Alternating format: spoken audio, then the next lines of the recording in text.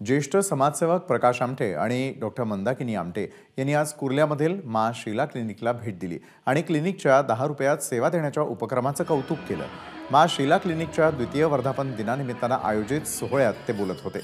मनोज नाथानी यांच्या माद्राज प्रतिष्ठानच्या वतीनं गरीब रुग्णांना प्रगत उपचार अल्पदरात मिळावे म्हणून हे क्लिनिक सुरू करण्यात आलेलं आहे। आजच्या या सोहळ्यानिमित्ताने बाबा आमटे यांच्या जीवनावर आधारित चित्र प्रदर्शनाचं आयोजनही करण्यात आलं। खरं म्हणजे आमच्यासाठी नवीन आहे, कारण आम्ही जंगलात आमचं हॉस्पिटल चालू होतं, तिथे याचा हे शब्दच नाही आहे। पण शहरात चालू आहे आणि ते वाईट आहे। प्रयत्न करायला पाहिजे, शासनाच्या लेवलला ते प्रयत्न करतील, पण प्रायव्हेट डॉक्टर्स किती आहेत?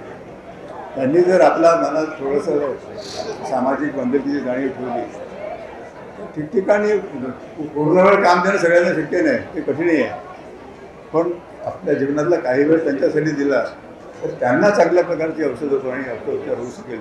ते शिक्षणाचं आहे, शिक्षणामध्ये विषमता आहे आणि आम्ही ते सिद्ध करून जातो की ज्यांच्याकडे आईवडिलांकडे कपडे नाही, अन्न नाही, पण शिक्षणाची संधी नाही, तर सगळ्या क्षेत्रामध्ये ते त्यांनी नाव कमावलं।